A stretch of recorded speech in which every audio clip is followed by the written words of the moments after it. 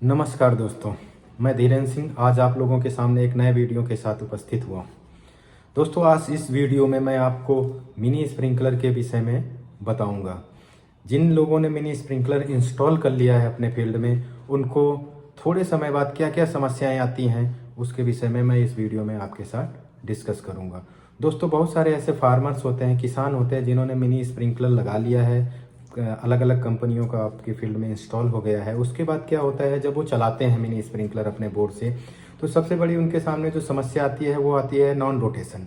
Non rotation का मतलब ये होता है कि जब भी आप मिनी स्प्रिंकलर चलाते हो, चलाते चलाते फील्ड पे क्या होता है, कुछ स्प्रिंकलर चलते चलते बंद हो जाते हैं या उनका रोटेशन स्लो हो जाता है।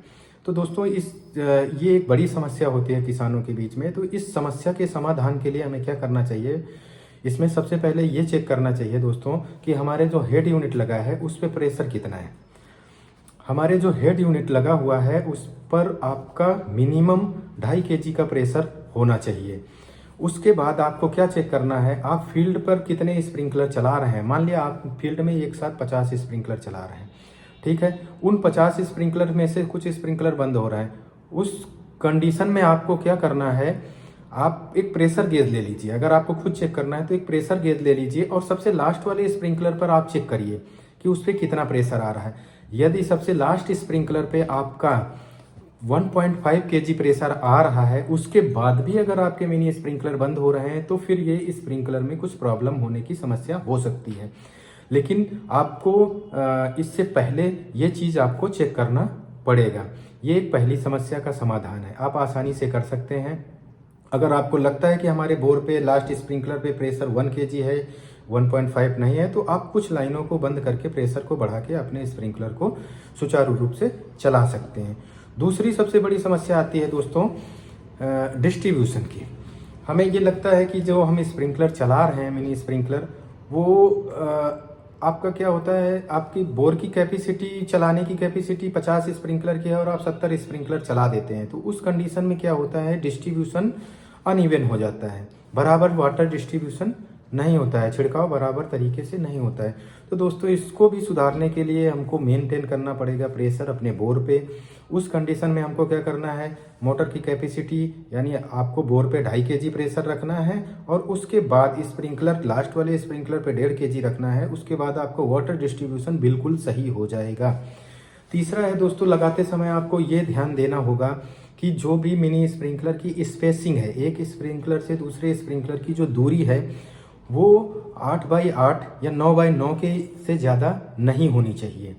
ये आपको लगाने से पहले या लगाते समय आपको ध्यान रखना चाहिए, क्योंकि लगाने के बाद क्या होगा, फिर स्प्रिंकलर के डिस्ट्रीब्यूशन और आपके उत्पादन यानी फसल पर फर्क पड़ेगा। उसके बाद आपकी जो समस्या आती है वो होती है कि आपकी एक लाइन में मैक्सिमम 9 स्प्रिंकलर होने चाहिए। 9 स्प्रिंकलर से ज़्यादा आप स्प्रिंकलर लगे नहीं होने चाहिए। जब भी आपका कोई इंजीनियर डिज़ाइन करता है तो आप उसको बताइए कि मेरी एक लाइन में 9 स्प्रिंकलर से ज़्यादा स्प्रिंकलर लगे नहीं होने चाहिए, क्योंकि उससे ज़्यादा लगे होने पे क्या होगा, वाटर डिस्ट्रीब्यूशन पे फ़र्क पड़ता है। तो दोस्तों, ये छोटी छोटी चीज़ें हैं मिनी स्प्रिंकलर को जो भी हम जब भी करते हैं। और एक और समस्या आती है मिनी स्प्रिंकलर में, जब भी हम चलाते हैं तो कई बार हमारा क्या होता है, ये मिनी स्प्रिंकलर सिस्टम होता है, ये मिनी स्प्रिंकलर आपके फील्ड पे लगा होता है। उस कंडीशन में क्या होता है, ये मेल फीमेल कनेक्टर होता है। ये जो दो लगे हुए हैं, ये दोनों मेल फीमेल कनेक्टर, ये हम पाइप में लगाते हैं 32 mm में, तो ये निकल जाता है। निकलने का रीज़न क्या होता है दोस्तों, उसका रीज़न ये होता है कि ये जो फीमेल कनेक्टर है, ये तो पाइप में लगा होता है, मेल कनेक्टर को हम सही से प्रेस नहीं करते हैं। तो जब भी हम मेल कनेक्टर को उसमें लगाएंगे तो हम सबसे पहले ये सुनिश्चित करेंगे कि मेल कनेक्टर से एक आवाज़ आनी चाहिए। वो आवाज़ सुनिश्चित करती है कि आपका सिस्टम जो भी है वो अच्छे से पाइप में लग चुका है, आपकी ट्यूब अच्छे से इंस्टॉल हो चुकी है।